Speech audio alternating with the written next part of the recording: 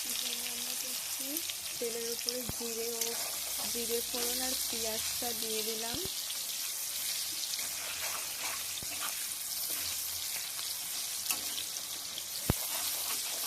পেঁয়াজগুলো লাল লাল করে ভাজা হতে থাকুক। এখানে আমি আলুটা ভেজে নিয়েছি। পেঁয়াজটা লাল লাল করে ভাজা হয়ে গেছে। বেটে রাখা মশলাগুলো দিয়ে দেবো। লঙ্কা বাটা, আদা বাটা, রসুন বাটা, টমেটো বাটা।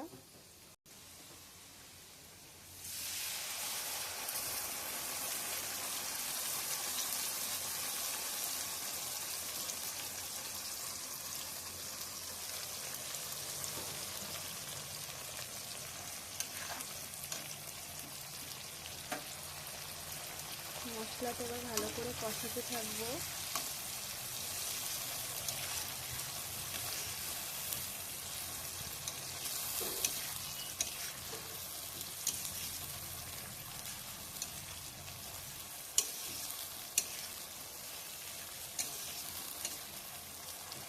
মশলাতে আমি পরিমাণ মতো লবণ দিয়ে দিলাম, পরিমাণ মতো হলুদ দিয়ে দিলাম। মশলাটা কষানোর জন্য কিছুক্ষণের জন্য ঢাকা দিয়ে রাখবো। তো ঢাকা দিয়ে দিয়েছি আমি, মশলাটা কষতে থাকুক। এখানে রয়েছে 1 কেজি চিকেন। আমি এখানে ঢাকনাটা খুলে দিলাম। তো মশলার থেকে তেল ছেড়ে গেছে।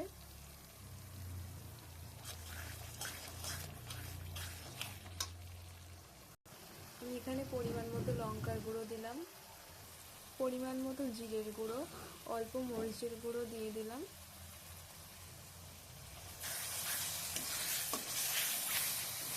মশলাটা কষা হয়ে আসলে এই গুঁড়োগুলো দিয়ে দেখবে, মাংস খুব স্বাদ হয়।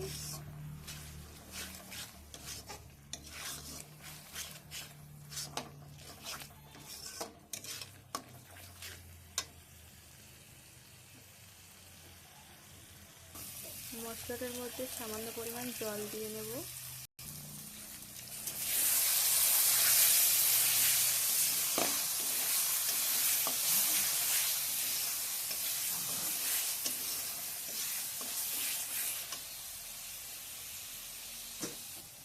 এবার মাংসগুলো সবটা ঢেলে দেবো।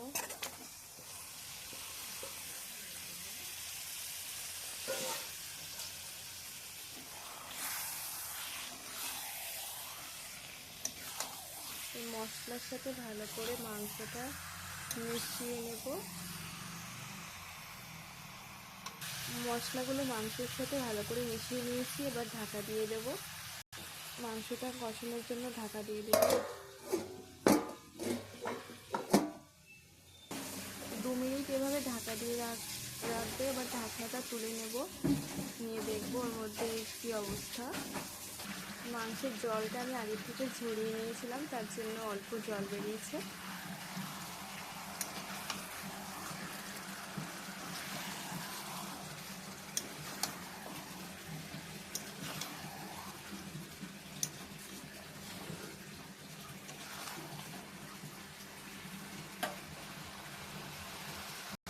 তো মাংসটা এখানে আমি কষাচ্ছি। তবে এখনো জল দেইনি, মশলা কষানোর সময় যেটুকু জল দিয়েছিলাম সেটুকু দিয়ে এখনো কষাচ্ছি।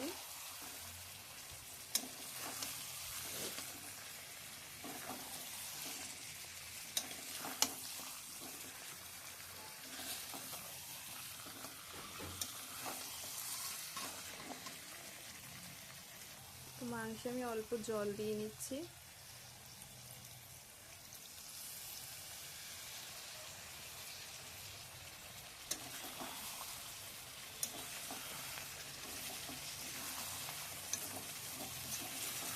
তলায় লেগে যাচ্ছিল, তার জন্য অল্প করে একটু জল দিলাম।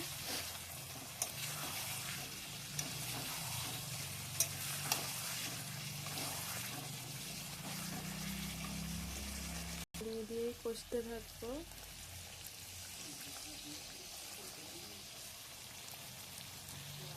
জল দিয়ে মাংসটা কষতে থাকবো যতক্ষণ কষানো হবে।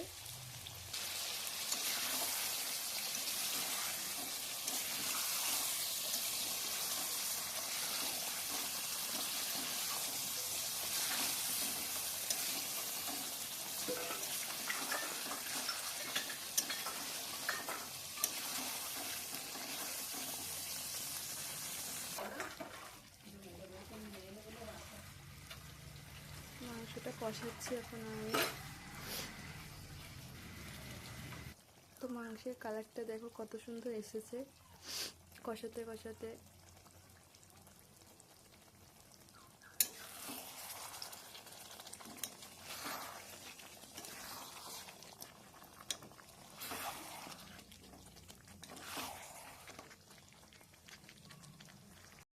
তো এবার আমি ভেজে রাখা আলুগুলো দিয়ে দেবো।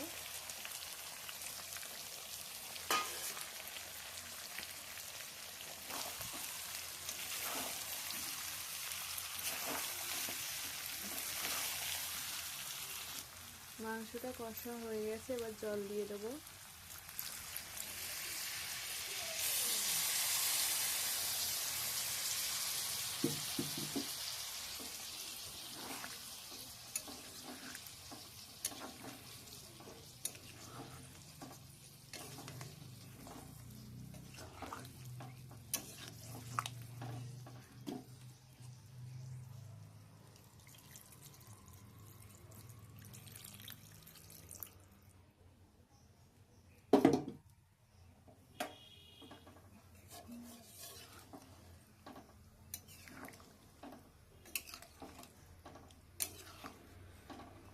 জল দেওয়া হয়ে গেছে, এবার ঢেকে দেব।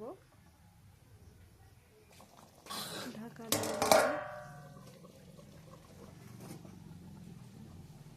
খুলে দিয়েছি,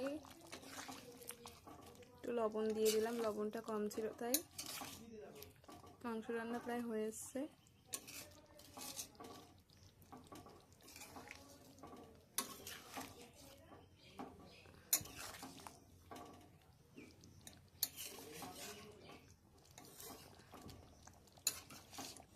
দেখো কি সুন্দর কালার এসছে মাংসের।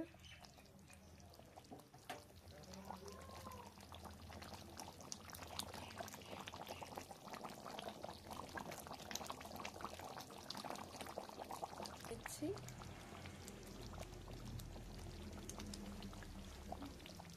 গরম মশলা দিয়ে নামিয়ে দিচ্ছি। তোমার রান্না কমপ্লিট। তরকারিটা ঢেলে নিয়েছি গামলাতে।